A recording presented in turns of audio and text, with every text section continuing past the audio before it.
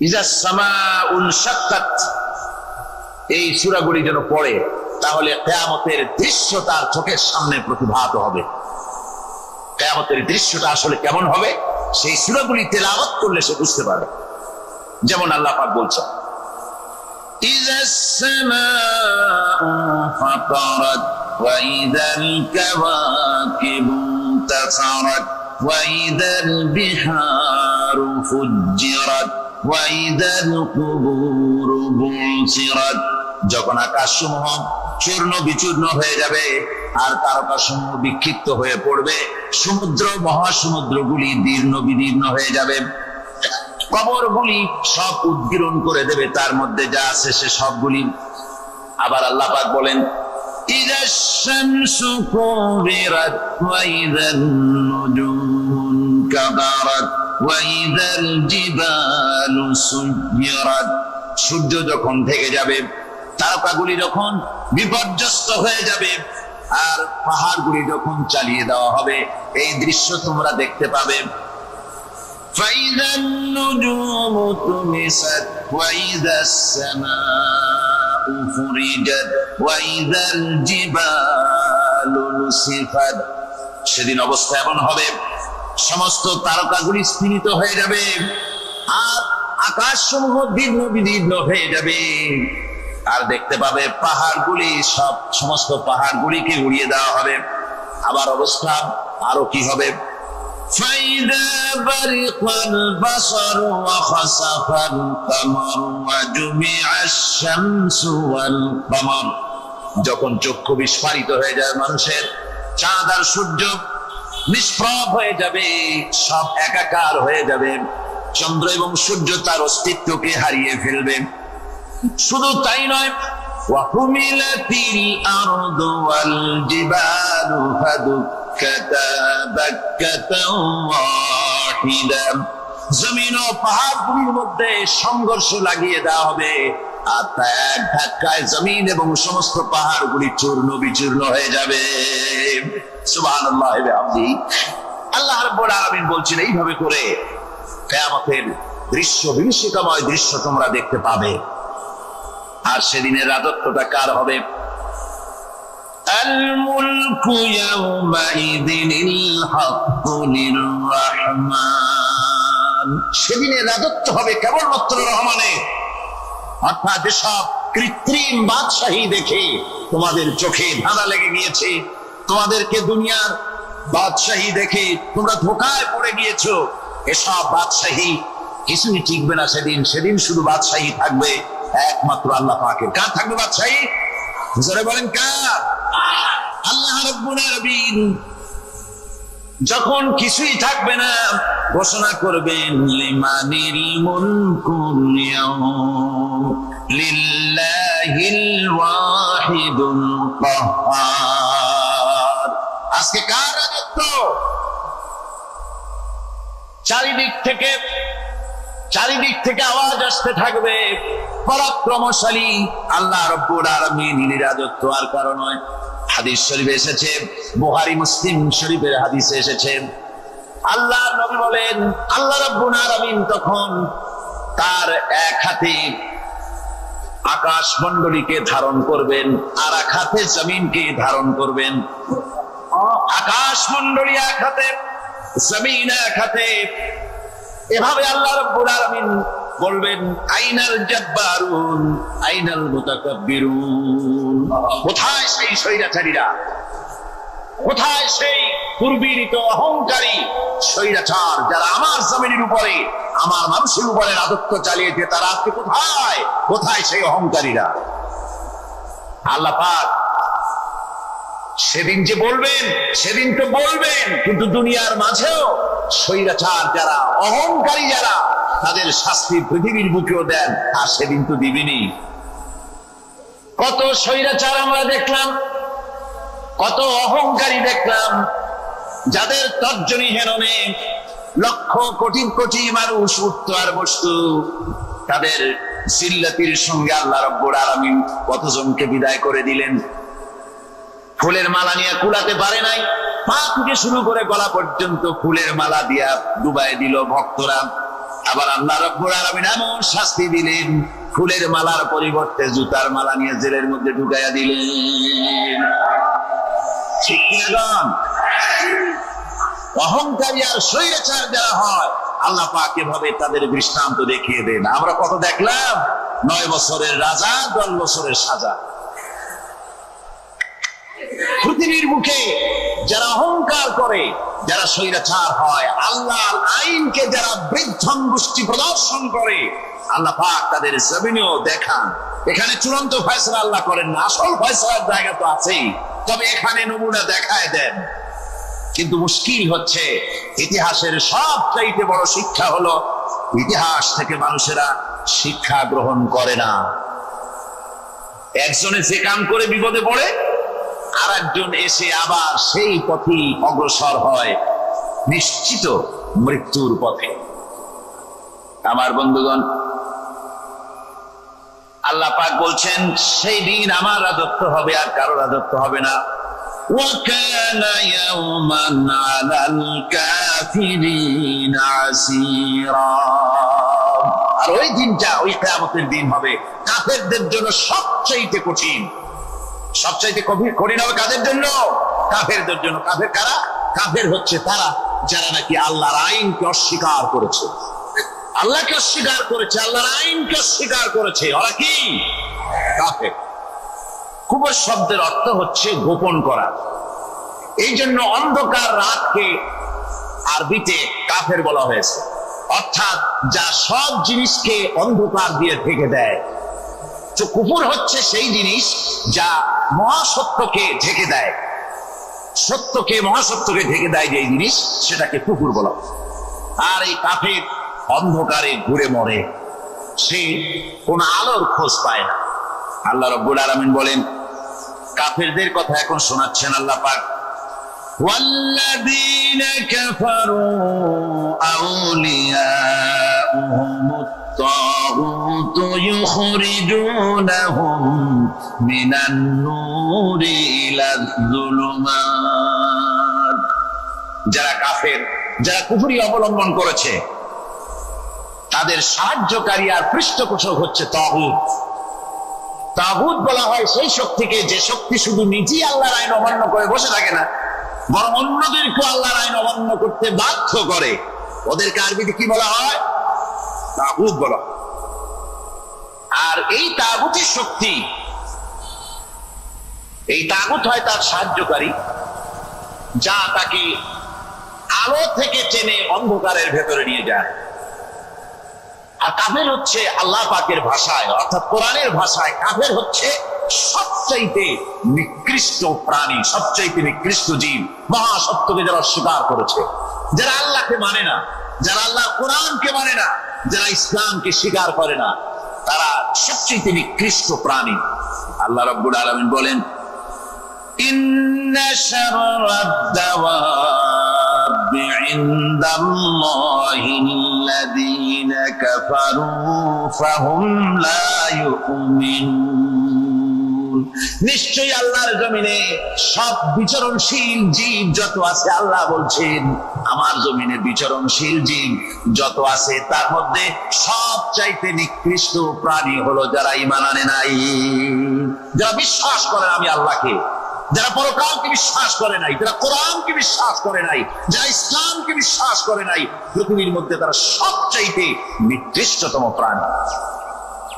আল্লাহ বলেন শুধু নিকৃষ্ট জনক নিকৃষ্ট প্রাণী বললেই সারে না, এরা হলো চতুষ্পদ জানোয়ারের মতো।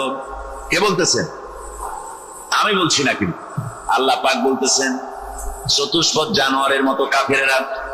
وَمَثَلُ الَّذِينَ كَفَرُوا كَمَثَلِ الَّذِي يَنْعِقُ بِمَا لَا يَسْمَعُ إِلَّا دُعَاءً وَنِدَاءً। এই কাফেরদের দৃষ্টান্ত হচ্ছে সেই রাখালের মতো, যে রাখাল তার পশুদেরকে ডাকে, আর ওই পশুরা একটা ডাক শুনে মাত্র, কিন্তু কি যে বলে তা তো পশুকে বোঝে না। ভালো বুঝতে পেরেছি? তখন এই ঘটনাটাকে কবি এভাবে লিখতেছেন সাজায়, একদা সুখদায়ক প্রমোদা বদন দর্শন করিব ঝরিল নয়ন, হেসে কহে সে রূপসী সবিস্ময় মন, কহ দেখি মহাশয় কহ কি কারণ, বিষয় বিরাগী তুমি ভুবনে প্রচার, কি হেতু জন্মিল তব মানস বিকার, সামান্য ললনা রূপ করি দর্শন, উচিত না হয় তব অশ্রু বরিশন। বুজুর্গ ব্যক্তি ওই মহিলার দিকে তাকিয়ে তাকিয়ে কাঁদতেছেন। সুন্দরী মহিলা বলেন, আল্লাহর বুজুর্গ বান্দা, আপনি এলাকার ভিতরে বুজুর্গ এবং পীর হিসাবে, বুজুর্গ ব্যক্তি হিসাবে আপনি বিখ্যাত। আজকে আমাকে এখানে দেখে আপনি আমার দিকে তাকায় আমার রূপ উপভোগ করতেছেন আর কাঁদতেছেন। আপনার মতো সংসারে বিরাগী মানুষ আমার মতো একটা সুন্দরী মেয়েকে দেখে এভাবে কাঁদা ঠিক না। বুজুর্গ ব্যক্তি বলছেন, হেসে কহিলাম বালে করহ শ্রবণ, নেত্র ঝরে তব হেতু ভেব না এমন, যে শিল্পী রচিল ওই সুধাংশু বদন, তাহার তরে ঝরে নেত্র নয়নে জীবন। বান্দার বান্দি, আমি তোমাকে দেখি কান্দি না, আমার চোখে পানি বেরিয়ে গেছে। তোমারে দেখে আমি মনে মনে ভাবলাম, এত সুন্দর করে যিনি মানুষ বানিয়েছেন, না জানি ওই আল্লাহ রব্বুল আলামিন কত বড় সুন্দর। আমার ভাইরা, সুতরাং চোখ থাকতে ওরা আল্লাহ রাব্বুল আলামিনের কুদরত ওরা দেখে নাই, কান থাকতে কোরআনের আওয়াজ ওদের কানের মধ্যে ঢোকে নাই, বিবেক থাকতে আল্লাহর দ্বীনকে বুঝতে পারে নাই, চিন্তা করতে পারে নাই। আল্লাহ রাব্বুল আলামিন বলেন, উলাইকা কাল্লানাম, এরা হলো চতুষ্পদ জানোয়ার, বালহুম আদাল, শুধু জানোয়ার না, জানোয়ারের চাইতেও নিকৃষ্ট। এমনই জানোয়ার, আল্লাহ বলেন শুধু জানোয়ার না, জানোয়ারের মতো শুধু খায় জন্মের মতো।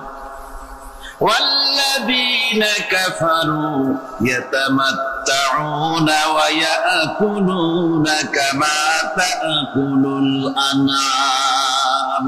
এই কাফেরগুলির কাম শুধু ফুর্তি করা, গান বাজনা, নাটক, গল্প, এই সব কাজ তাদের। নামাজ নাই, রোজা নাই, আল্লাহর চিন্তা নাই, তাহাজ্জুদ নাই, পরেশগারি নাই, শুধু গান আর নাচ।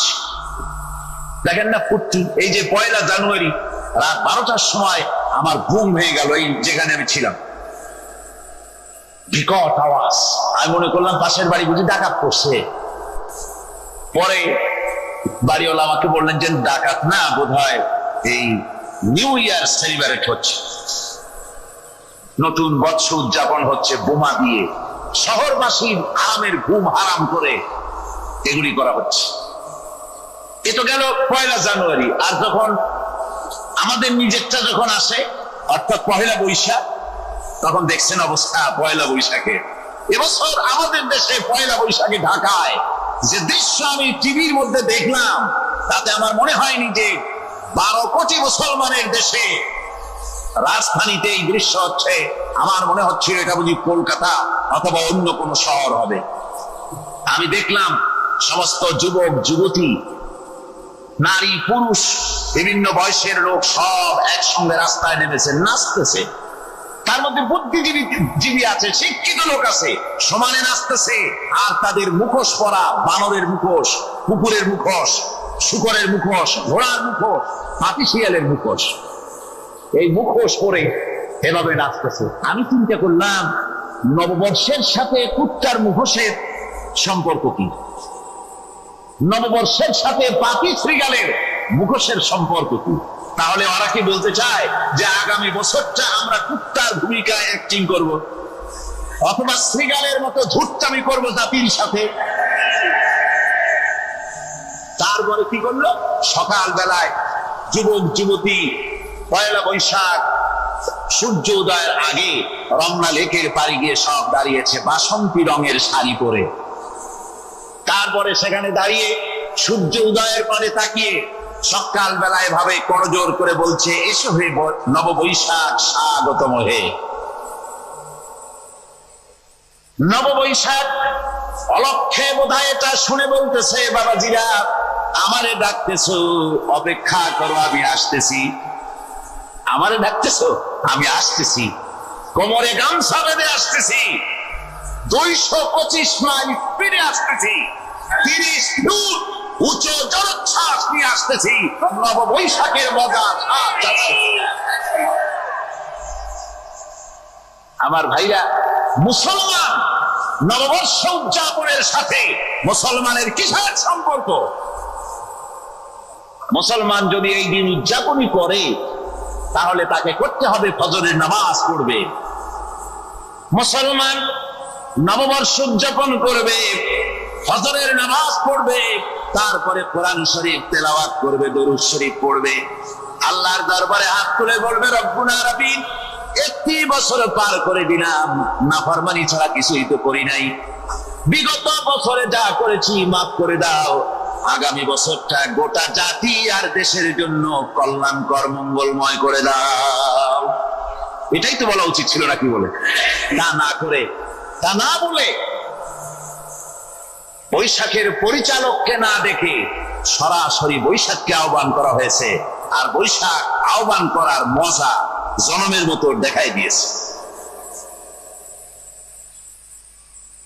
আল্লাহ রাব্বুল আলামিন তাই বলেন, কাফেররা তাদের কাজ হলো শুধু খাওয়া, তারা এমন খাওয়া খায় জনমের মতো খায়।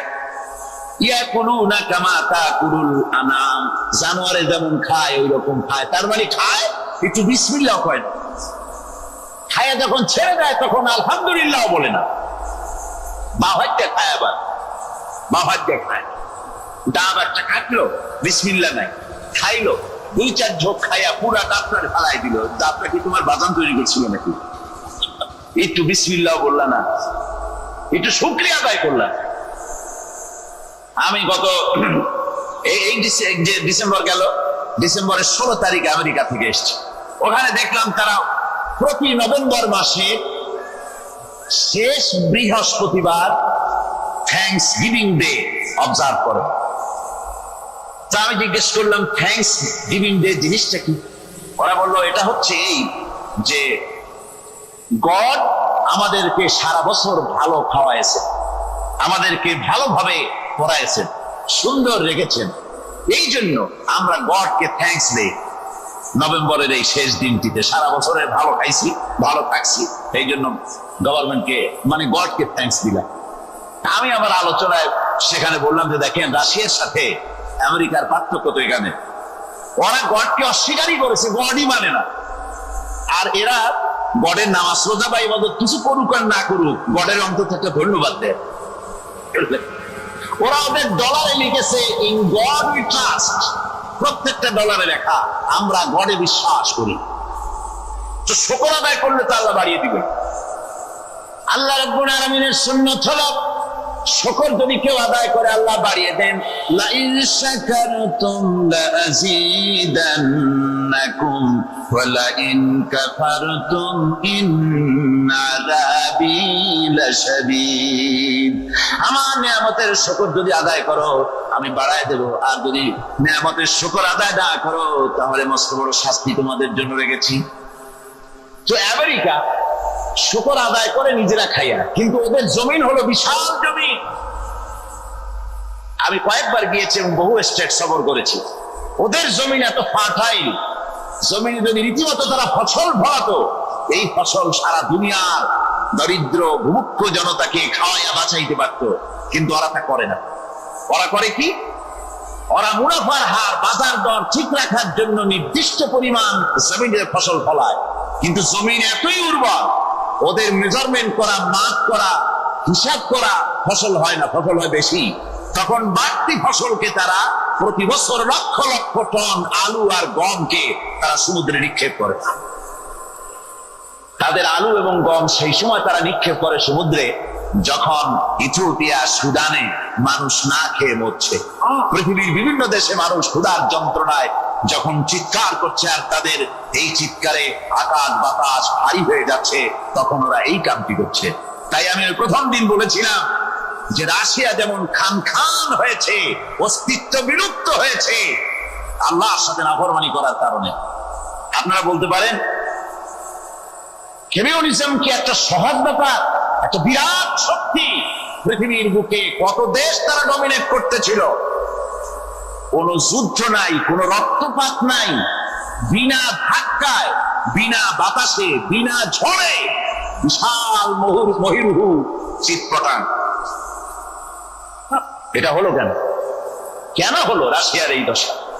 আমি লালদিঘির ময়দানে বলে গেছিলাম, আমি চিন্তা করে যেটা পাইছি সেটা হচ্ছে দুনিয়ার সমস্ত মতবাদ আল্লাহকে কোনো না কোনো প্রকারে স্বীকার করে। তার কথা মানুক আর না মানুক, আছে একটা কিছু এতটুকু বলে যে আল্লাহ আছেন বা গড আছে বা একটা কিছু আছে। কমিউনিজম, সমাজতন্ত্র হলো পৃথিবীর একমাত্র নিকৃষ্ট মতবাদ, যে মতবাদ সরাসরি আল্লাহকে স্বীকার করেছে, বলেছে আল্লাহ নাই, দেয়ার ইজ নো গড। তারা ধর্মকে আফিম বলেছে। আল্লাহ পাক তাই কোন যুদ্ধ ছাড়া, কোন মারামারি ছাড়া, কোন রক্তপাত ছাড়া এই বিশাল শক্তিকে উৎকারে উড়িয়ে দিলেন, তুলার মতো হয়ে, গোটা রাশিয়া তুলার মতো হয়ে, পেঁজা তুলা, ধোনা তুলার মতো হয়ে সব উড়ে চলে গিয়েছে, অস্তিত্ব বিলুপ্ত হয়ে গিয়েছে।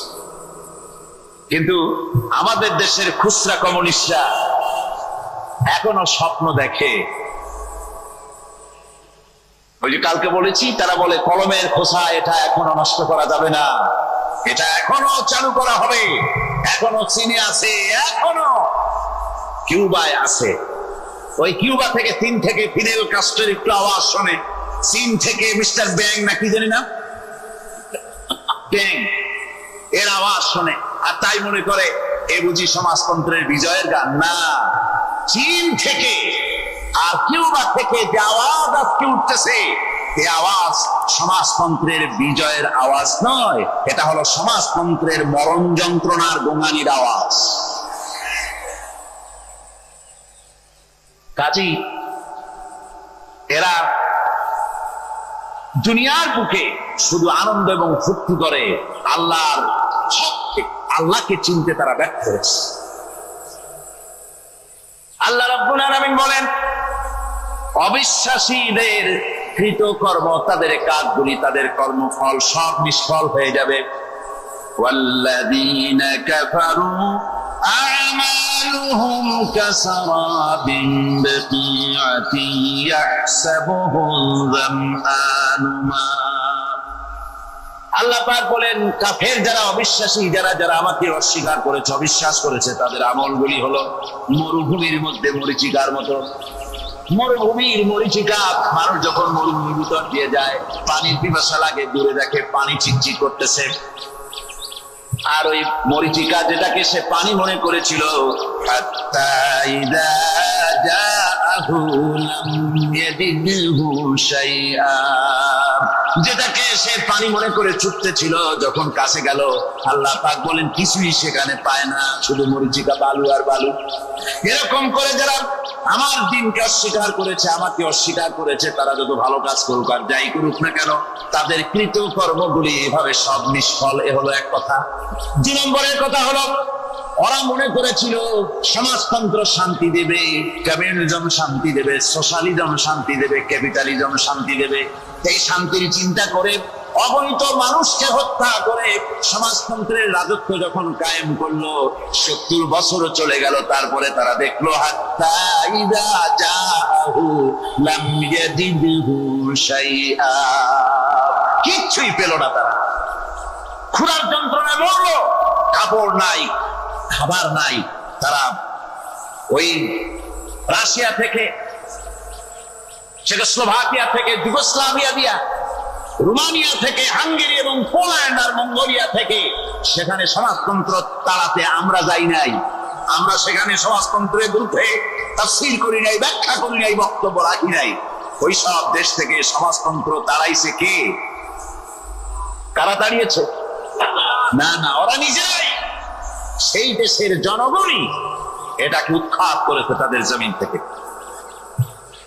আল্লাহ পাক বলছেন, যারা আমার দিনকে, আমার বিধানকে যারা অস্বীকার করবে, তারা এই অস্বীকারী অবস্থায় যদি মওত হয়, আমার সমাজতন্ত্রী কোনো ভাই যদি মাহফিলে থাকেন, কমিউনিস্ট কোনো ভাই যদি মাহফিলে থাকেন, তাহলে শুনুন আল্লাহ কি বলতেছেন।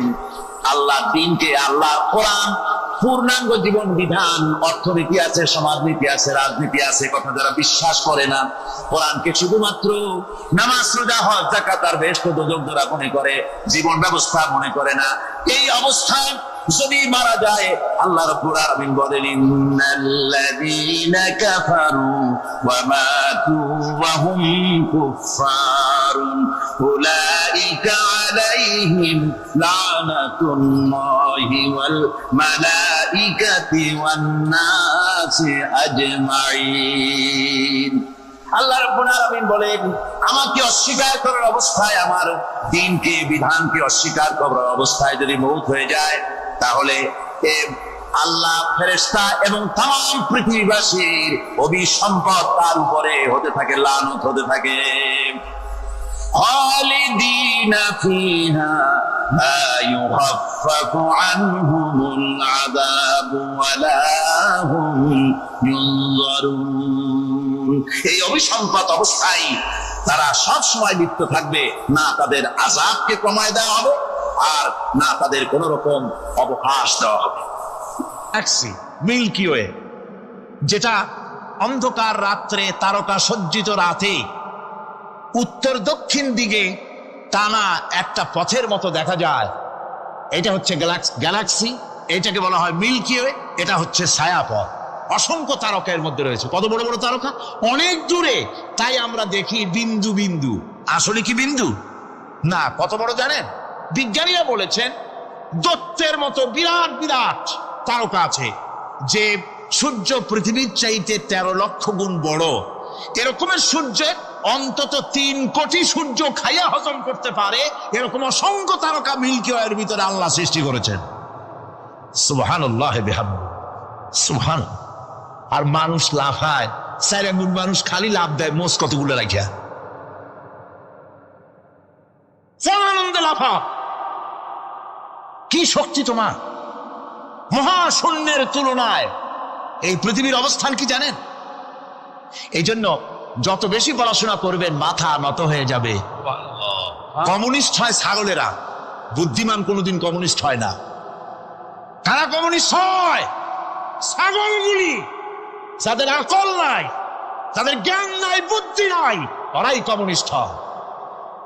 কোন চিন্তাবিদ, কোন বিজ্ঞানী কমিউনিস্ট হয় না। মাথা নত হয়ে যায়, আল্লাহর এই সৃষ্টি দেখে পাগল হয়ে যায়। নিঃসন্দেহে আল্লাহ আছেন, নইলে পরে এগুলি হয় কি করে? আমি চিন্তা করে পাই না কমিউনিস্ট হয় কেমনি, কতখানি পাগল হইলে হয়। ছোট্ট একটা রুমাল দেখলে মনে করি কোন তাঁতি এটারে বানাইছে। একটা এই কি জানি কয় মাইক দেখলে মনে করি কেউ এটাকে বানাইছে। টেবিল দেখলে মনে করি কেউ বানাইছে। ফ্রিজ দেখলে মনে করি বানাইছে কেউ। একটা সুই দেখলে মনে করি কেউ এটাকে বানাইছে। আর এই বিশাল পৃথিবী, ওই বিশাল আকাশ, কমিউনিস্টরা কয় এমনি এমনি হয়েছে। আমার বন্ধুগণ, মাথা নত হয়ে আসবে চিন্তা করলে কি বিশাল সৃষ্টি আল্লাহ পাকের। এই ছায়াপথ, এই গ্যালাক্সি, এর তুলনায় পৃথিবীর অবস্থান কোথায়? পৃথিবীর অবস্থানটা হচ্ছে, আমার হাতে এটা একটি কলম। এই কলমটা কাগজের উপরে আমি যদি এই নিপটা রাখি, কাগজের ভিতরে নিপে যতটুকুন জায়গা টাচ করবে, মহাশূন্য গ্যালাক্সি মিল্কি ওয়ে, আল্লাহর ওই মহাশূন্যের তুলনায় পৃথিবীর অবস্থান একটা কলমের নিপে যতটুকুন জায়গা নেয়, এর থেকে বেশি নয়। এই যদি হয় পৃথিবী, তাহলে সেই পৃথিবীর মানুষ আপনি, আপনি কতটুকুন? সলিমুদ্দিন বসিরুদ্দিন খালি লাফা। আমার বন্ধুগণ, লাভ কি? লাভের চোটে বলে হ্যান করেঙ্গে ত্যান করেঙ্গে, লাঠিকে আমদার মুগুর ভরেঙ্গে। কয়দিন পর শোনা যায় শীত হয়ে পড়ছে, কিছু নাই। সুতরাং আল্লাহ পাকের অসীম সৃষ্টি জগৎ, এর সঙ্গে বিজ্ঞানের সংঘর্ষ কম, 2-1টা পয়েন্টে আছে। বাকি সবগুলিতে বিজ্ঞানের আবিষ্কার যত বাড়তেছে, আল্লাহরে চেনা, সৃষ্টি জগৎকে জানা মানুষের জন্য তত সহজ হচ্ছে। আর রহমান আল্লামাল কোরআন, কোরআন শিখিয়েছেন আমাদেরকে রহমান, এমন নিয়ামত দিয়েছেন যার মধ্যে সব আছে। মানুষ সৃষ্টির ব্যাপারে, মানব সৃষ্টির ব্যাপারে নির্ভুল তথ্য যদি পেতে হয়, তাহলে কার কাছে যাব? জোরে কন। আল্লাহর কাছে যেতে হবে। আর আল্লাহর কাছে না যাইয়া মানব সৃষ্টির রহস্য যদি জানতে যাই ডারউইনের কাছে, তাহলে আপনার মামু হবে সুন্দরবনের বান্দরেরা। ঠিক কিনা? বাঁদরেরা হবে মামু, শিম্পাজি ওরাং ওটাং হবে আপনার নানা আর দাদা। তার কারণ দারুইন সাহেব বলেছেন মানুষ এর পূর্বপুরুষ হলো বাঁদর, শিম্পাজি ওরাং ওটাং, এটা হলো তার থিওরি অফ ইভলিউশন। এই বিবর্তনবাদের থিওরি পেশ করতে গিয়ে তিনি বলেছেন মানুষ হলো বান্দরের জাত। আরে বেটা তুই বান্দরের জাত। নিজের লেজ কাটিয়া সকলের লেজ কাটা আরম্ভ করতে যাচ্ছে। কি পাগলের পাগল, মানুষ হয়েছে বান্দরের জাত। আশ্চর্য কথা। কেমনি কইলে? তো বললো যে শিম্পাজি দেখছে, তো সে শিম্পাজি দেখে তার মনে হয়েছে যে মানুষ ওইরকমই তো দেখা যায়, তো মানুষ বুঝি বান্দর থেকেই আসছে। আমি বলি পৃথিবীতে এমন পাগল আমি কোনোদিন দেখিও নাই, শুনিও নাই যে কোনো পাগল পাবদা মাছ দেখে বলেছে যে এটা হচ্ছে বোয়াল মাছের পূর্বপুরুষ। টাকি মাছ দেখে কোনো ছাগলেও বলেছে আজ পর্যন্ত যেটা হলো শোল মাছের পূর্বপুরুষ। পুঁটি খাইতে খাইতে আস্তে আস্তে বিরাট শোলে পরিণত হয়ে গেছে, কোনো পাগলেও বলেনি। আচ্ছা মেনে নিলাম দারুন সাহেবের থিওরি, মেনে নিলাম এক সেকেন্ডের জন্য যে বান্দর থেকেই মানুষ হয়েছে। এখনো তো বানর প্রজাতি আছে না শেষ হয়ে গেছে? আছে কিনা? তাহলে সুন্দরবনে যান, যে দেখুন কোন বাঁদর কি এ পর্যন্ত দেখা গেছে যে কোমর পর্যন্ত মাংসের মতো হয়ে গেছে, আর একটু দুধ আর পনির আর একটু এই শুটকি মাছ লোটটা ফিস খাওয়াইলে আর কদিনের মধ্যে এই বান্দরটা মানুষ হয়ে যাবে? হয়েছে এরকম? বাঁদরের 12 আনা মানুষ হয়ে গেছে, 14 আনা মানুষ হয়ে গেছে, আর অল্প একটু বাকি। এরকম দেখা গেছে কোথাও? দেখা যায়নি। এগুলি পাগলামি কথা, পাগলামি কথা। মানুষ বানর থেকে আসেনি, মানুষ ওরাং ওটাং থেকে আসেনি, মানুষ শিম্পাজি থেকে আসেনি। মানুষ এসছে কোত্থেকে? এটা জানতে হলে এই নির্মূল তথ্য জানার জন্য আসতে হবে কোরআনের কাছে। কার কাছে?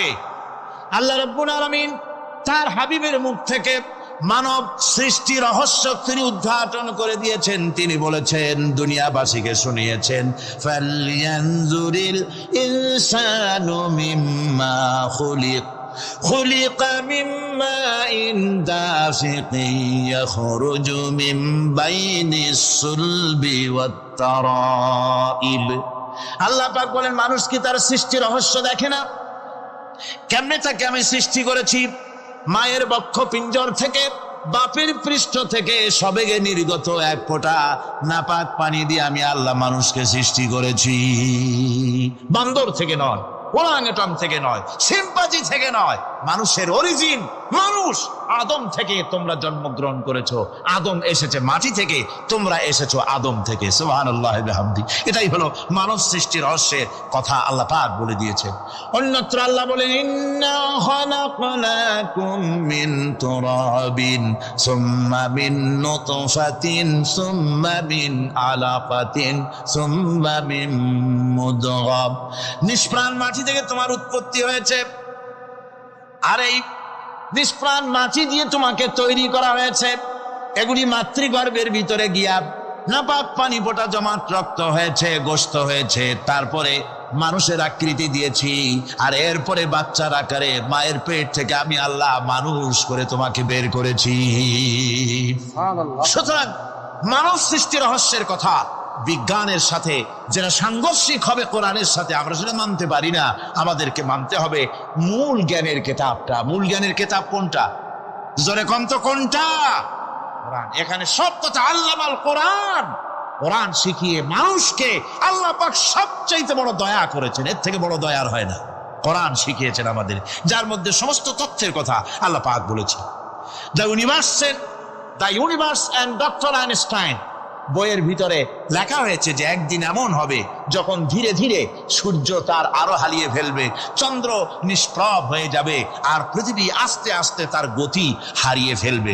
একথা আজকের বিজ্ঞানীরা অথবা আজ থেকে কয়েক বছর আগের বিজ্ঞানীরা একথা বলছেন। কিন্তু রাসূল করিম সাল্লাল্লাহু আলাইহি ওয়াসাল্লামের মুখ থেকে আজ থেকে 1400 বছর আগে, যিনি বিজ্ঞানাগারে মোটেও পড়াশোনা করেননি, লিখতে জানেন না, পড়তে জানেন না, সই করতে জানেন না, বিজ্ঞান আসছে কথা বলছে, সেই কথা 1400 বছর 1500 বছর আগে রাসূল করিমের মুখ থেকে আল্লাহ পাক বলছেন। কোরআনে কারীম বলছে, ইয়াসআলু আইয়ানা ইয়াউমুল কিয়ামা ফাইদা বারিকাল বাসারু। আপনারা লাভ করেছেন নামের আগে 6 হাত লম্বা ডিগ্রি আপনারা লাগাইছেন, আপনারা পণ্ডিত ঠিকই, কিন্তু এই কোরআন শরীফের জ্ঞান যদি আপনাদের না থাকে আপনারা পণ্ডিত, তবে আপনারা মূর্খ পণ্ডিত। কি পণ্ডিত? কি পণ্ডিত? মূর্খ পণ্ডিত। ওরা বলে যে মৌলবীরা জানে কি, মৌলবীরা জানে কি? আরে ভাই, মৌলবীদের কাছে তো আসল জ্ঞান আছে, সুবহানাল্লাহ বিহামদি, এখানে সবটা আছে। আপনারা এখানে আসেন, এটা বিশ্বাস করলে আপনি সবটা পেয়ে যাবেন। কোরআন বিশ্বাস করতে পারলে, কোরআন জানতে পারলে আপনি সব জানবেন। কোরআনে কারীমের মধ্যে আল্লাহ পাক কত কথা বলেছেন, এর মধ্যে আছে আল্লাহ পাক বলেছেন আফালা ইয়ানজুরুনা ইলাল ইবিলি কাইফা খুলিকাত। এই যে আমি উটগুলোরে বানাইছি, কেমনে বানাইলাম তোমরা কি দেখছো? উট কেমনে বানিয়েছি? মুফাসসিরিনে কেরাম এর উপরে অনেক আলোচনা করেছেন। তারা বলেছেন যে উট মরুভূমির জাহাজ, তারপরে উটের পিঠে একটা চুট আছে, কোন কোন উটের পিঠে 2টা চুট আছে, মাঝখানে বসে একটারে হেলান দিয়ে আর একটা ধরে বসা যায়। আমি দেখছি 2টা চুটওয়ালা উট, আফ্রিকান উট আমি দেখেছি, যে চুট সুবহানাল্লাহ দেখলে অবাক হয়ে যেতে হয় যে আল্লাহর কি কুদরত। উটের পৃষ্ঠে 2টা চুট, মাঝখানে আপনি বসবেন, পিছনেরটা একটা সোফা সেটের মতো, পিছনে হেলান দিলেন, আর সামনে যখন সে মরাল সম চড়াই উত্তরাই পথ দিয়ে নামা ওঠা করবে, তখন আপনি যেন পড়ে না যান সেজন্য সামনেরটা বুকের সাথে জড়ায় ধরবেন। এরপরে কি সৃষ্টি আল্লাহর, সুবহানাল্লাহ বিহামদিহি। জিরাফগুলি দেখুন, জিরাফগুলি তার মাথা কত বড় উঁচা। লন্ডন জুতে জিরাফ দেখলাম, সে জিরাফের দেহ থেকে তার মাথাটা 22 ফিট উঁচা। মানে সে যদি নিচে দাঁড়ায়, 3 তলা বিল্ডিং এর ছাদের উপরে নাস্তা দিলে তো নিচে দাঁড়ায় খাইতে পারে, এই অবস্থা। সেই জিরাফে পানি খাবে কেমনে? মাথা হলো অত উঁচায়, পিছনের ঠ্যাং 2টা খাটো, সামনের ঠ্যাং 2টো উঁচা, এখন পানি খাবে কেমনে? ওই মাথা নামাইতে গেলে ঠ্যাং তো অনেক উঁচা। আল্লাহ পাক এমন সুন্দর ব্যবস্থা করলেন, সামনের 2টা ঠ্যাং এভাবে সরায় দেওয়ার মতো। ও যখনই পানি খায় দেখলাম 2টা ঠ্যাং অনেক ছাড়ায় দেয়, 2 দিকে ঠ্যাং চলে যায়, তখন মাথাটা সহজে নিচে নামায় আসে, পানি খাইতে পারে। এই সুযোগগুলি আল্লাহ সুবহানাহু ওয়া তাআলা তিনি করে দিয়েছেন। ওমা কুন্না আনিল খালকি গাফিলিন, আমি আমার সৃষ্টি জগৎ সম্পর্কে অমনোযোগী নই। সুবহানাল্লাহ বিহামদিহি। ভল্লুকগুলি কি বিরাট বিরাট একটা ভল্লুক, শ্বেত ভল্লুক দেখেছি, কৃষ্ণ ভল্লুক দেখেছি, সে মনে হয় যেন পায়ের তলায় হাফসুল করা, ঠিক জুতা পায়ের তলাটা তেমন দেখা যায়, ওই রকমের তলাটা, গায়ে একেবারে পশম। তো ওই বরফের দেশে থাকতো, সে শীত কষ্ট না পায় সেই জন্য আল্লাহ একটা কম্বল ওর গায়ে জড়ায় দিয়েছে, অটোমেটিক কম্বল। সুবহানাল্লাহ বিহামদিহি। তো উট, আল্লাহ বলছেন উট কেমনে বানাইছি দেখছো? আফালা ইয়ানজুরুনা ইলাল ইবিলি কাইফা খুলিকাত। উট বানালাম কেমনে দেখেছিস? মানুষ অবাক হলো, আল্লাহ এত কথা ছুঁয়া উটের কথা বলছেন, কারণ নানান রকম মানুষ বলল। শেষ পর্যন্ত প্রাণীতত্ত্ববিদরা তারা আবিষ্কার করলেন মূল কারণটি। অনেক কারণ আছে আল্লাহ পাকে কথা বলা। উট তো মরুভূমির জাহাজ, তারপরে উট মানুষের অনেক উপকারে আসে, এ কথা বলা হয়েছে। প্রাণীতত্ত্ববিদরা খুঁজে খুঁজে তারা দেখতে পেয়েছে যে উটকে জবাহ করে দেখা গেছে, উট সমস্ত প্রাণী বাতাস থেকে অক্সিজেন যতটা গ্রহণ করে ততটা ছেড়ে যায়, যতটা গ্রহণ করে ততটা ছেড়ে যায়। একমাত্র প্রাণী উট যে যতটা অক্সিজেন গ্রহণ করে বাতাস থেকে সবটা ছাড়ে না, 2/3 ছেড়ে দেয়, 1/3 তার লাংসের পাশে রাখার জন্য আল্লাহ পাক একটা চেম্বার তৈরি করেছেন। ওই চেম্বারের ভিতরে 1/3 অক্সিজেন থেকে যায়, কারণ পানিও রেখে, তার পানি রাখার জন্য রিজার্ভ ট্যাঙ্কি আছে, একটা ভেতরে একটা রিজার্ভ ট্যাঙ্কি আছে, অক্সিজেন রাখার একটা চেম্বার আছে। এগুলি কেন? এই জন্য যে মরুভূমির ভিতরে সাইমুম শিল্পগোষ্ঠী না, কিন্তু ঝোড়ো হাওয়া, মরুভূমির ভিতরে ঝোড়ো হাওয়া, এই ঝোড়ো হাওয়া যখন আরম্ভ হয়ে যায় তখন মানুষ বাঁচতে পারে না, মানুষ টের পাইয়া সব বাড়িতে চলে যায়। মরুভূমিতে চড়ে বেড়ায় উট, সে যাবে কোথায়? ওর তো যাওয়ার জায়গা নাই। 7 দিন 8 দিন 1 সপ্তাহ 2 সপ্তাহ পর্যন্ত এই মরুভূমিতে ঝড় চলতে থাকে, বালুর ঝড়, কিচ্ছু দেখা যায় না। ওখানে দেখছিলেন বালুর পাহাড়, কালকে আজকে দেখবেন বালুর পাহাড় এখানে চলে আসছে, এইভাবে পাহাড় তৈরি হয়ে যায়, বালি উড়ায় নিয়ে যায় বাতাসে। এই বাতাসের ভিতরে বালু উঠতে থাকে সমানে, মানুষ প্রাণী কিছুই সেখানে শ্বাস করতে পারে না, বাঁচতে পারে না। উটের মতো প্রাণী যে মরুভূমিতে থাকে ও বাঁচবে কি করে?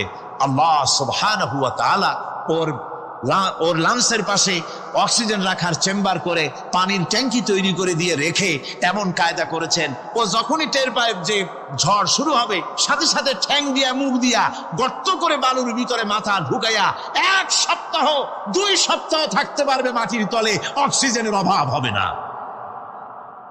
আফালা ইয়ানজুরুনা ইলাল ইবিলি কাইফা খুলিকাত, দেখো নাকি কিভাবে সৃষ্টি করেছি আমি এই সুন্দর উটকে, একবার দেখো, আর শুকরিয়া তোমার মাথা নত হবে। যত বড় কমিউনিস্ট হও, আল্লাহর শ্রেষ্ঠের জন্য সেজদা দিতে বাধ্য হবে যদি তোমার ঈমান এতটুকুনো থাকে। জান্নাতীরা খামোশ হয়ে বসে থাকবেন। বিশ্বনবী মুহাম্মদ রাসূলুল্লাহ সাল্লাল্লাহু আলাইহি ওয়াসাল্লাম তখন বলবেন, হায় আল্লাহ রাব্বুল আলামিন, জান্নাতীরা আমার উম্মতেরা, তারা বুঝতেই পারে নাই তোমার কাছে যা বেশি আছে সেটা তারা বুঝতে পারে নাই।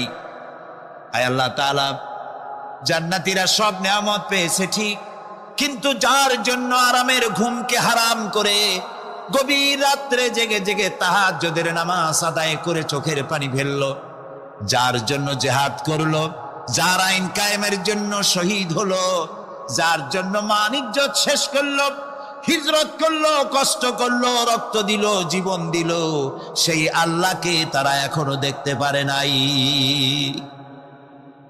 ওয়ালাদাইনা মাজিদ এর তাফসীরে বলা হয়েছে, আল্লাহর কাছে যেটা আসে তিনি দর্শন দিবেন।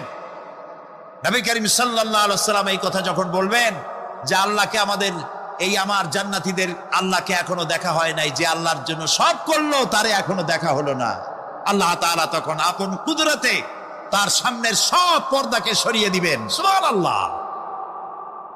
হাসরবাসীরা তখন, আল্লাহ তাআলা কোরআনে কারিমে বলছেন, রব তাকিয়ে থাকবেন বান্দাদের দিকে, আর বান্দারা তাকিয়ে থাকবে রবের দিকে। সুবহানাল্লাহ। এর মধ্যে কত লক্ষ বছর পার হয়ে যাবে কেউ বুঝতে পারবে না।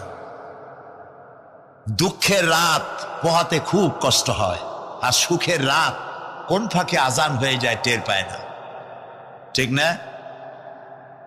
আল্লাহকে দেখতে থাকবে মানুষেরা। সুবহানাল্লাহ, সুবহানাল্লাহ।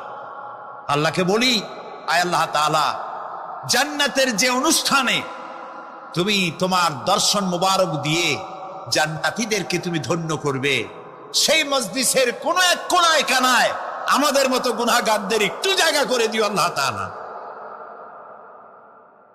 জীবনের সব থেকে বড় কামিয়াবি।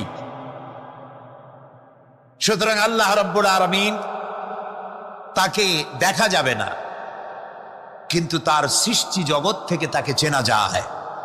এত সুন্দর ফুল, এটা এমনি এমনি হতে পারে না। হযরত ইমাম আবু হানিফা রাহমাতুল্লাহ আলাইহির সাথে এক নাস্তিকের বাহাস হওয়ার কথা। সে নাস্তিক অস্বীকার করেছে আল্লাহ নাই। ইমাম সাহেব বলেছেন আছেন।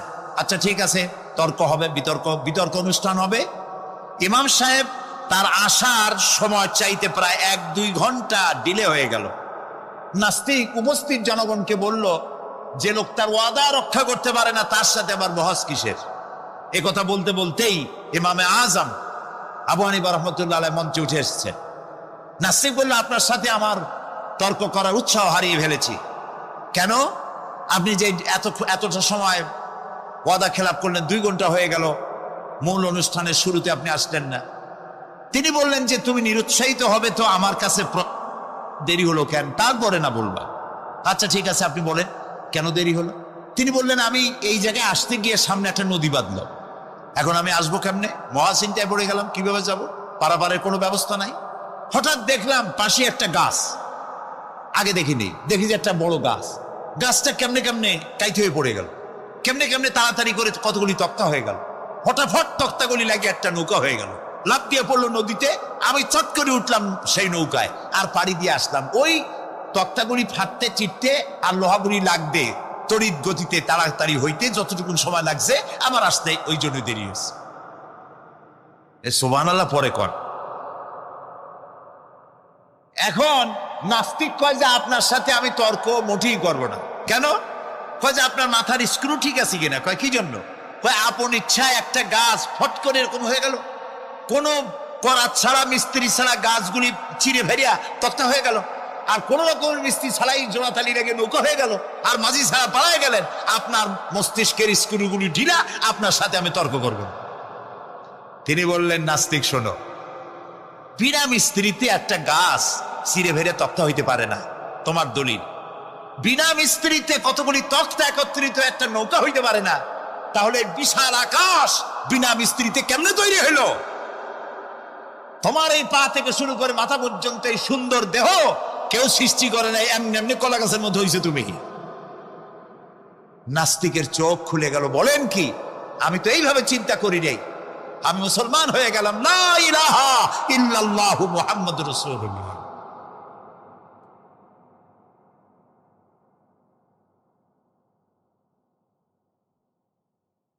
আল্লাহ পাকের অস্তিত্বকে বোঝার জন্য তার সৃষ্টি জগৎ যথেষ্ট। সুবহানাল্লাহ বলে। শুধুমাত্র কপাল পোড়া ওরাই আল্লাহরে চেনে না। লক্ষ্য করুন, আপনার আমার পা থেকে শুরু করে মাথা পর্যন্ত কি সুন্দর বিন্যস্ত করেছেন আল্লাহ তাআলা। সুবহানাল্লাহ। আল্লাহ তাআলা বলেছেন, দেখো, আফালা ইয়ানজুরুনা ইলাল ইবিলি কাইফা খুলিকাত। তোমরা কি দেখো না যে আমি উটকে বানাইছি কেমনে? আল্লাহর আদত মোবারক, আল্লাহর সিস্টেম, আল্লাহর কুদরত হচ্ছে এই লাঠি দিয়া পিটাইয়া মানুষকে হেদায়েত করার কোনো অভিলাষ, কোনো ইচ্ছে আল্লাহর নাই। সুবহানাল্লাহ বলে। আল্লাহ রাসূলকে বলেছেন, ইন্নামা আনতা মুযাক্কিরুন লাস্তা আলাইহিম বিমুসাইতির। হে নবী, আমি আপনাকে উপদেশক করে পাঠিয়েছি পৃথিবীতে, লাঠি মারার জন্য দারোগা করে বাড়াই নাই। সুবহানাল্লাহ। আপনি আল্লাহরে মানবেন না, আল্লাহ একটা ফেরেশতা পাঠাই দেবে পিটাই ওর গর্দানের চামড়া উঠাইবেন না। আল্লাহ বলেন যে দেখো, যুক্তি প্রমাণের মাধ্যমে তুমি আল্লাহকে চিনতে শেখো। নিজের দিকে তাকাও। আচ্ছা, তোমরা উট দেখো নাই? কে বলতেছেন? আল্লাহ বলছেন, উট দেখো নাই? আফালা ইয়ানজুরুনা ইলাল ইবিলি কাইফা খুলিকাত ওয়া ইলাস সামায়ে কাইফা রুফিআত। ওই বিশাল আকাশ। আচ্ছা দেখেন তো, এই যে প্যান্ডেলটা, আমাদের দৃষ্টিতে প্যান্ডেলটা বড়, কিন্তু আকাশের দৃষ্টিতে এটা কি? কিছুই না। এই প্যান্ডেলটুকুন তৈরি করতে কয়শো বাঁশ লাগছে, দেখছেন তাকাইয়া? আচ্ছা, এবার আকাশটার দিকে তাকা, কয়টা খুঁটি আছে?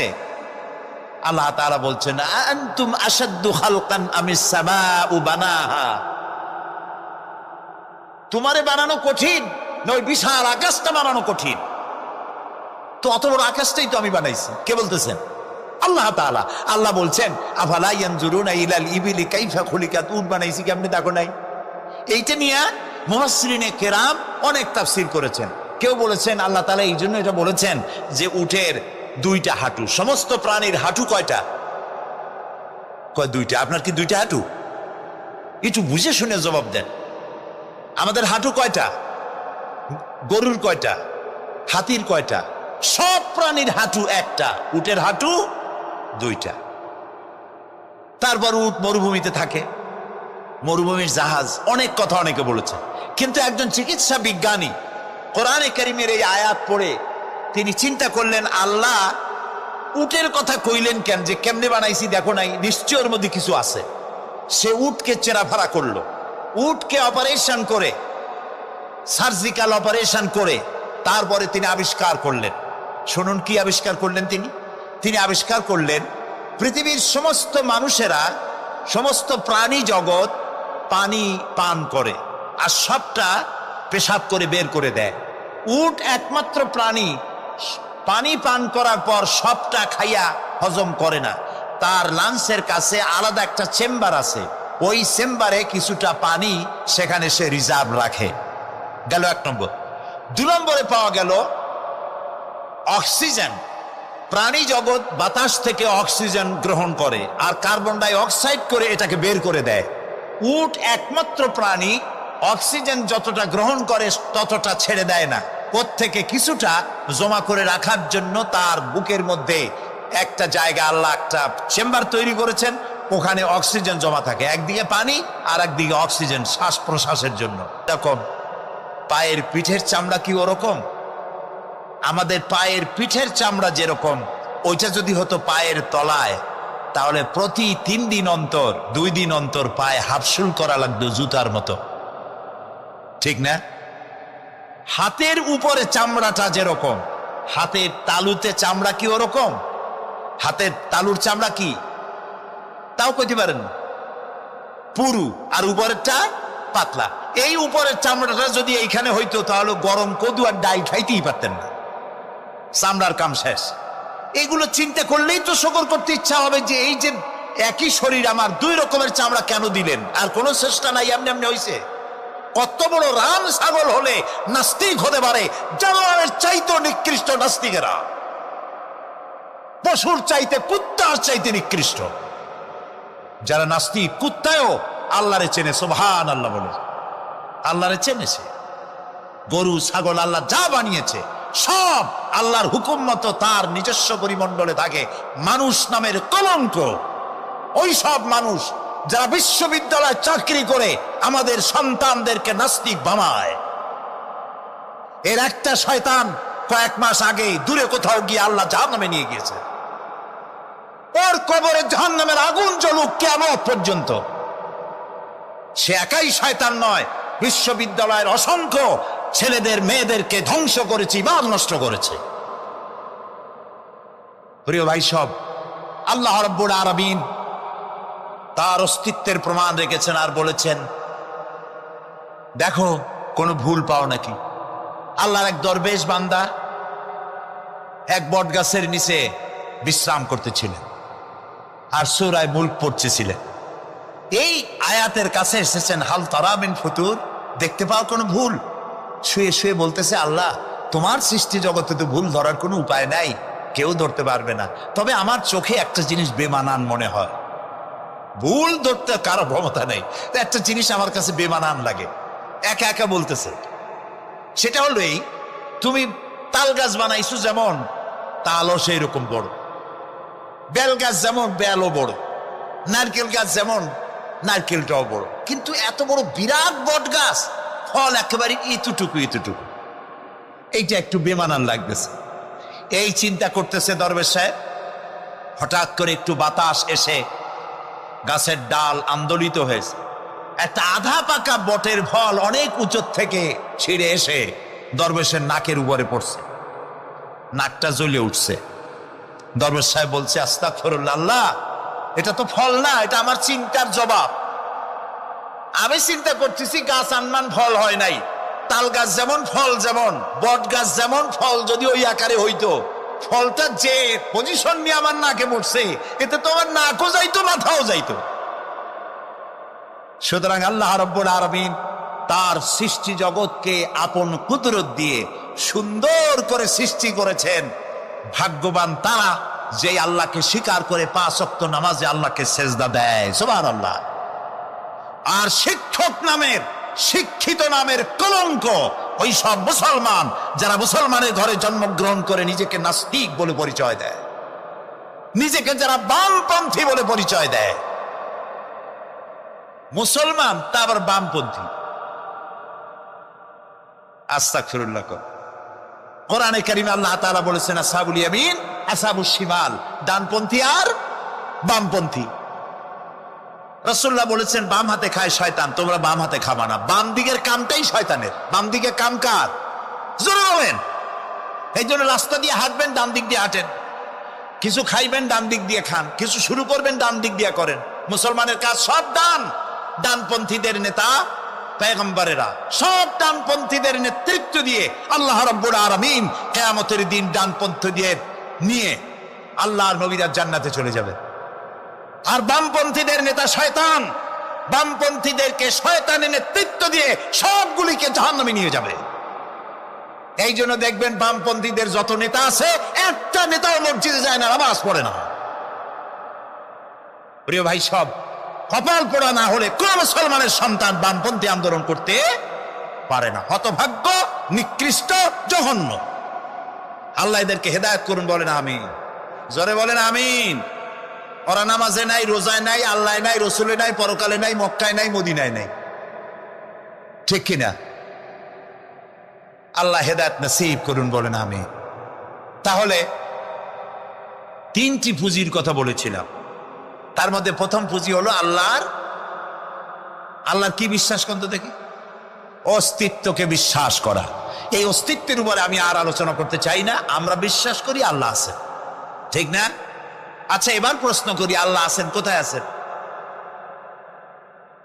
আচ্ছা, বুঝতে পারছি আপনাদের মধ্যে ইখতিলাফ হয়ে গেছে। কেউ বলছেন সব জায়গায়, কেউ বলছেন আরশে, কেউ বলছেন আকাশে। আর যারা বেশি বুদ্ধিমান তারা কোনো জবাব দেন নাই, চিন্তা করছেন কোনটা কইয়ে কোন জ্বালায় পড়ি।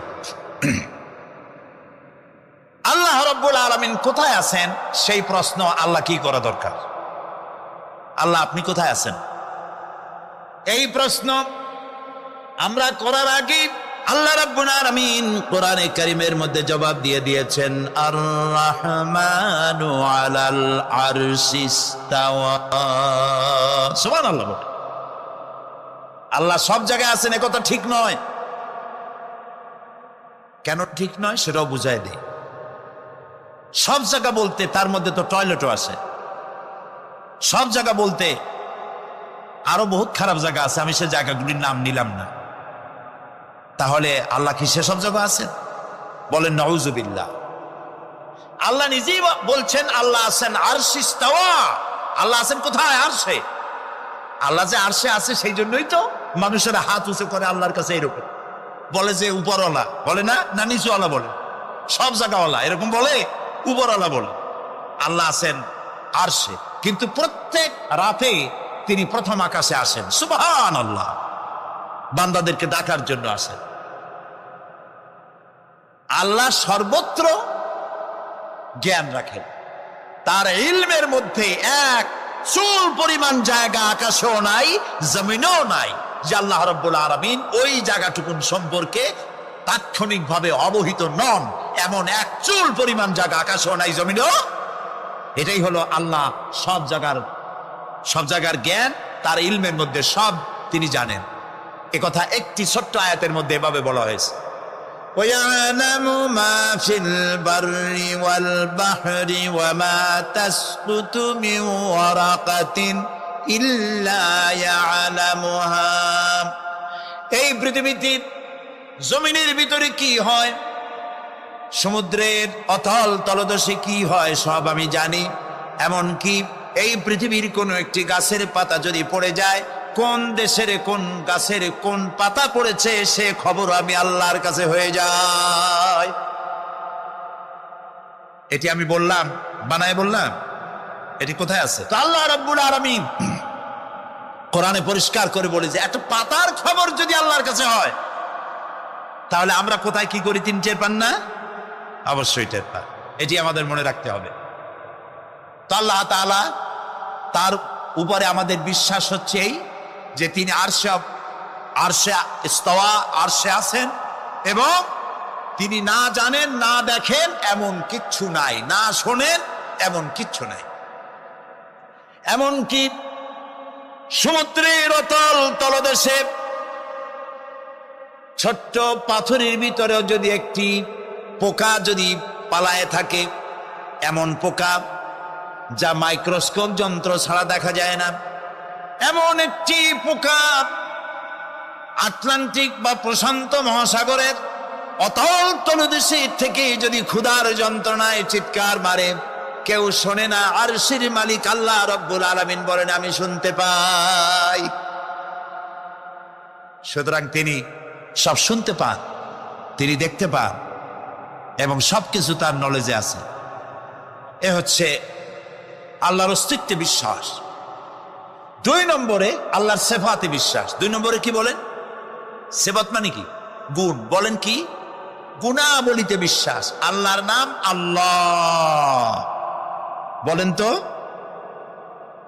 আল্লাহ নয়, কিন্তু আল্লাহ হচ্ছে অশুদ্ধ, শুদ্ধ হচ্ছে আল্লাহ। বলার সময় মুখটা গোল হয়ে যাবে। বলেন তো, সবাই উচ্চারণ করেন আল্লাহ, আবার বলেন আল্লাহ, আবার বলেন আল্লাহ। সুবহানাল্লাহ। কি মধুর নাম, কি মজার নাম। কোন বান্দা যদি অন্তরের অন্তঃস্থল থেকে একবার যদি বলে আল্লাহ, আল্লাহ রাব্বুল আলামিন 70 বার সাড়া দিয়ে জিজ্ঞেস করেন বান্দা কি চাও, আমি শুনছি। আল্লাহ হচ্ছে ইসমে জাত, আর সেবাতি নাম হচ্ছে বাকি 98টা নাম। মোট ওয়ালাহুল আসমাউ হুসনা, আল্লাহ তাআলা রয়েছে পবিত্র নাম, অনেক নাম, 99টা নাম। কয়টা নাম? আল্লাহ হচ্ছে ইসমে জাত। এই যে আমরা অনেক সময় খোদা বলি, খোদার কসম, খোদার কিরা, খোদা হাফেজ বলি না আমরা? এই খোদা শব্দ যতটা সম্ভব এই শব্দ উচ্চারণ থেকে বিরত থাকা উচিত, কারণ আল্লাহর 99 নামের মধ্যে খোদা বলে কোনো শব্দ নাই।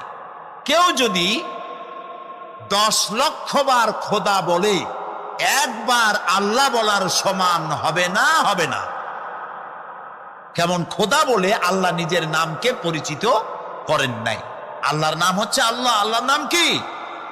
আর বাকি হলো গুণবাচক নাম। তিনি রব, তিনি রাজ্জাক, তিনি ওয়াদুদ, তিনি জব্বার, তিনি কাহ্হার, তিনি রহমান, তিনি রহিম, এরকম আছে না নাম? সব গুণবাচক নাম। এই আল্লাহকে বিশ্বাস করতে হবে। 1 নম্বরে তার অস্তিত্ব, তিনি আছেন। 2 নম্বরে গুণ সহকারে বিশ্বাস করতে হবে। আমরা পানিকে বিশ্বাস করি সে চুবাইয়া ডুবাইয়া মারতে পারে, এই হিসাবে বিশ্বাস করি, ঠিক না? আগুনকে বিশ্বাস করি সে পোড়ায় মারতে পারে, সাপকে বিশ্বাস করি সে দংশন করলে আমি মরে যেতে পারি, ঠিক কিনা? এইভাবে প্রত্যেকটা জিনিসের গুণ সহকারে তাকে বিশ্বাস করতে হয়। সেই জন্য আল্লাহকে আল্লাহ আছেন এইটা শেষ কথা নয়, তার গুণ সহকারে তাকে বিশ্বাস করতে হবে। তিনি হচ্ছেন খেতে দেওয়ার মালিক, রাজ্জাক। মানে বলেন তো নামটা কি? রাজ্জাক মানে কি? রিজেক দাতা। কে রিজেক দাতা? এই জন্য রিজেক চাইতে হবে কার কাছে? আল্লাহর কাছে। কোনো অভাব অভিযোগের জন্য আমি কাউকে বলবো না আপনি আমারে খেতে দেন, আল্লাহর কাছে চাইতে হবে। চাইবো কার কাছে? আল্লাহর কাছে। খেতে দেওয়ার মালিক তিনি। আচ্ছা বলেন, এই পৃথিবীর মধ্যে মানুষেরা বেশি না হাতি, ঘোড়া, বাঘ, ভল্লুক, ময়না, টিয়া, মাছ, পাখি, পতঙ্গ, কীট এগুলো বেশি? কোনটা বেশি? আমরা বেশি না ওরা বেশি? ওরা বেশি, ওরা বেশি। এই যে অসংখ্য হাতি আছে পৃথিবীতে, হাতির পেট বড় না আমার পেট বড়? গন্ডারের পেট বড় না আপনার পেট বড়? কুমিরের পেট বড় না আপনার পেট বড়? আচ্ছা, এখন এই সব প্রাণীদেরকে কে খেতে দেন? আপনার আমার তো ব্যাংকে ডিপোজিট আছে, কম থাকুক বেশি থাকুক, গোলায় ধান আছে, চাউল আছে, বাড়িতেও আছে, আছে না? কিন্তু এই যে পাতিশিয়াল, ফক্স, পাতিশিয়াল চেনেন তো? চিনবেনই তো, সাংঘাতিক চালাকি উনি। এই পাতিশিয়াল কোন ব্যাংকের ম্যানেজারের কাছে গিয়ে বলছে যে ম্যানেজার সাহেব, এখন তো পৌষ মাস, আমি 10টা মুরগি চুরি করে আনছি, আমার নামে একটা অ্যাকাউন্ট খোলে, বৃষ্টির সময় যখন আমি চুরি করতে পারবো না তখন এগুলি উইথড্র করে আমি আমার পেট বাঁচাবো। এই কথা বলে শিয়ালের নামে, বাঘের নামে কোনো অ্যাকাউন্ট আছে ব্যাংকে? কোরআন শরীফে আল্লাহ তাআলা বলছেন এমন অনেক প্রাণী আছে পৃথিবীতে যারা তাদের রিজেক সংগ্রহ করে রাখে না। আল্লাহ বলেন আমি আল্লাহ তাদেরকে রিজেক দেই। কে দেয়? আউলিয়া অন্তরঙ্গ বন্ধু বানায়, কলিজার বন্ধু বানায়, জানের জান বানায়, মিন দুনিল মুমিনিন, মুমিনদের মাইনাস করে চলে। আছে না নাই? তাম পৃথিবীর ইহুদিরা, খ্রিস্টানগুলো জানের জান, কলিজার টুকুরা, আর দেশের আলেম সমাজ আপনার জানের দুশ্মন। তাম পৃথিবীর ইহুদি খ্রিস্টানগুলো আপনার কাছে বড় প্রিয়, আর একজন ইমানদার লোক আপনার কাছে বড় শত্রু। যদি উচিত কথা কই তবেই তোমরা বলবে আমি ভালো মানুষ নই। আমার মনে হয় এরা খুব ক্লান্ত, খুবই ক্লান্ত, খুবই ক্লান্ত। আপনারা কথা বলতে হবে না? আচ্ছা, আমার কথা যদি পছন্দ না হয় তাহলে উপজেলা চেয়ারম্যান বলতে বলি, আপনারা কথা বলেন। ভাই আপনি একটু বলেন তো, ওরা একটু কথা বলুক, একটু কথা বলুন। মানে আমার কথাগুলো আপনাদের পছন্দ হচ্ছে না নাকি? হুজুর ছোট দেখে আপনাদের পছন্দ হয় না নাকি? হুজুর পছন্দ না? ছোট হুজুর, যে মরিচটা ছোট আর ঝাল কিন্তু বেশি, আর যেটা বড় মরিচ ওটা হাইব্রিড বেগুনের মতো লাগে। কথা বুঝছেন? কথা বলেন না কেন আপনারা? এটাই তো বড় সমস্যা। এ জাতি যখন থেকে প্রতিবাদ করতে পারে নাই, সেই দিন থেকে অপরাধীদের দৌরাত্ম্য প্রশস্ত হয়েছে। কথা বলেন ঠিক কিনা? আজ যদি আপনারা প্রতিবাদ ও প্রতিকার করতে পারতেন, মুখ দিয়ে কথা বলতে পারতেন, তাহলে এই জাতির কপাল এতটা পুড়ে যেত না। কথা বলেন কথা ঠিক কিনা? এই জাতিকে নিয়ে সবাই নাটক করে খায়, ঠিক কিনা? এই জাতির কাছ থেকে ভোট, নোট, সমর্থন যা লাগে সব কিছু নেওয়া যায়। একবার যদি শুধু সামনে গিয়ে কান্দা যায়, বাবা এইবার শুধু মুখনো দেখেন, সব ঠিক, ঠিক কিনা? আর একবার ইসলামের কাপন পরিয়া দাপন করে দিল, যাস কি আর আছে কপালে, দেখা যাইবে সকালে, নাকি? চালাবো? আপনাদের ব্যাটারিতে কোনো চার্জ নাই, এই জন্য ইঞ্জিন চলছে না। আপনারা হলেন আমার ব্যাটারি, আমি হলাম ইঞ্জিন। আপনারা যেমন চার্জ দিবেন তেমন কাজ হবে, কিন্তু আপনাদের কোনো চার্জ নাই। আপনারা খায়া আসেন নাই, কারা কারা একটু হাত তোলেন তো। মানে খান নাই, রাতে খান নাই, ভাত খান নাই, এই জন্য মনে হয় আপনাদের জোর শক্তি নাই। খান নাই কারা দেখি তো? খান নাই, হাত তোলেন, জোরে তোলেন। ব্যবস্থা আছে আপনাদের, টোপলার ব্যবস্থা আছে। খাবেন? এখন খাবেন? 10 মিনিটের মধ্যে দিতে বলি, দিয়ে দেই না? খায়া নেন, একটু শক্তি বাড়ুক। তা কথা বলেন না কেন? খাওয়া কি এখন খাবেন না দেরি খাবেন? কারা কারা দেখি লিল্লাহে তাকবীর, এখনই খাবেন? তা হাত তুলছেন যে? আচ্ছা, তাহলে আমার ভাইয়েরা, রাব্বুল আলামিন জানিয়ে দিলেন ওরা মুমিনদেরকে পছন্দ করে না, ওরা মুশরিকদেরকে বন্ধু বানায়, আছে না নাই? রাব্বুল আলামিন আরো বলছেন ওরা মুমিনদের এই জন্য চয়েস করে না, পছন্দ করে না, কারণ হলো মুমিনদের সঙ্গে চললে পরে মানুষ তারে স্যালুট দেবে না, মানুষ তারে ভয় করবে না, মানুষ তারে বলবে না যে নেতার ডান হাত। এই জন্য ইমানদার পছন্দ হয় না, দাড়িওয়ালা পছন্দ হয় না, টুপিওয়ালা পাঞ্জাবিওয়ালা পছন্দ হয় না, হয় শুধু যারা বেধর্মী তারা জানের জান। আমার ভাইয়েরা, ওরা ভাবে ওদের সঙ্গে চলাফেরা করলে আমার শক্তি বাড়বে, আমার ইজ্জত বাড়বে, আমার সম্ভ্রম বাড়বে। আসলে বলেন তো, সম্মান আর ইজ্জতের মালিকটা কে? আরো জোরে বলেন। সকল ক্ষমতার উৎস জনগণ নাকি আল্লাহ? আমার ভাইয়েরা, সকল ক্ষমতার উৎস হলো আমার আল্লাহ। যা কিছু করতে চান তাই তিনি করেন। কথা বলেন ঠিক কিনা? কিছুদিন আগে করোনা দিয়ে আপনাদের কি অবস্থা করলো, এখন অমিক্রণ শুরু হয়ে গেছে। কত বড় ক্ষমতা আপনাদের, দেখি তো একটু থামান। কত বড় আপনাদের শক্তি একটু দেখি, পারবেন? আরো জোরে বলেন, পারবেন? পারা যাবে? আল্লাহর উপরে পাল্লা দিলে উঁচু থাকবে না কাল্লা। আমার ভাইয়েরা, এই সম্মান আর ইজ্জতের মালিক শুধুমাত্র আমার আল্লাহ। মনে রাখবেন মুসলমান ভাইয়েরা, এই আল্লাহ রাব্বুল আলামিন যাকে খুশি ইচ্ছা জিরো থেকে হিরো বানিয়ে দেন, আর যাকে খুশি ইচ্ছা জিরো থেকে হিরো বানায়া আবার তারে জিরো করে দেন। আজ যারা ইসলামকে নিয়ে হাস্যকর বক্তব্য দিত, তারা এই দেশ তো দূরের কথা, বাইরেও জায়গা পাচ্ছে না। কোন দুর্নীতিবাজদের পৃথিবীর প্রাঙ্গণে জায়গা হবে না। এর বিরোধিতা শুধু মুসলমানরাই করে না, এর বিরোধিতা আজ খ্রিস্টানরাও করছে। কথা বলেন ঠিক কিনা? কত টাকলা এলো গেল, বাকি টাকলা গুলো রয়ে গেল। মনে রাখবেন, এই পৃথিবীটা এই দিন নয়, আরো দিন আছে। এই দিনগুলোই নিয়ে যাবে ঠিক সেই দিনের কাছে। আবার ভাইয়েরা, তাহলে পরে চলেন, সম্মান আর ইজ্জতের মালিক শুধুমাত্র আমার আল্লাহ। দেখেন না আমেরিকার বুশ বিলিয়ারকে মানুষ দূর থেকে যেই দিকে সে আঙ্গুল তুলত সেই দিকেই তার আঙ্গুলের দিকে তাকাতো। সে যে কথা বলতো সেই কথাকে মানুষ শোনার চেষ্টা করত। সেই লোকটা একটা সাধারণ জুতার বাড়ি খেয়ে চেয়ার ছেড়ে পলালো। কথা বলে না কেন? দুর্নীতিবাজ যারাই হবে তারা যত বড় শক্তিশালী হোক না কেন, এই চেয়ার একদিন তাদের বাঁচাতে পারবে না। মুসলমানের সাথে বসে বেয়াদবি করেছে, তাই তো সাংবাদিকের জুতার বাড়ি খেয়েছে।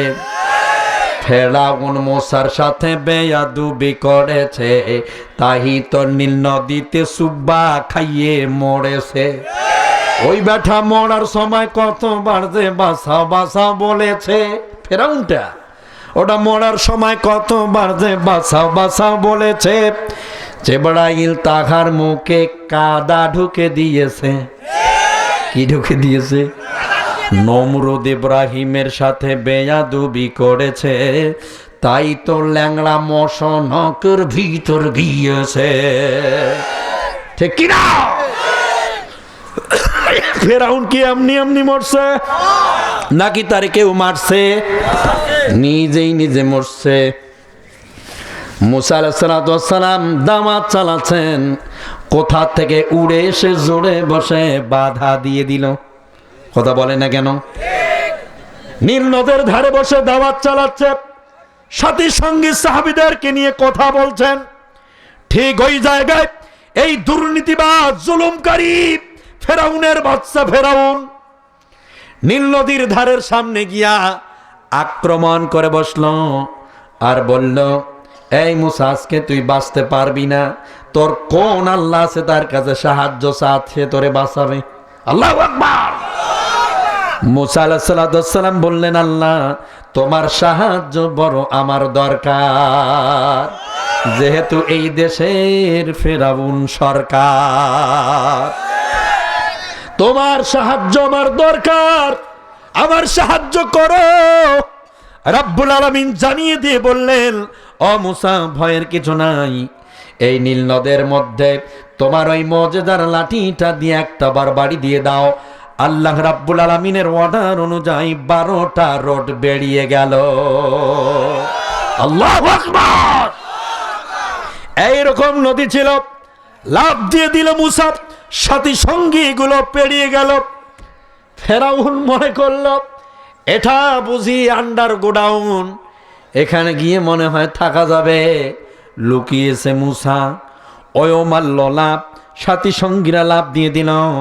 আমার আল্লাহ পাক বলে দিলেন, নীল নদ, তোর ক্ষমতা এবার বিস্তার করে দে।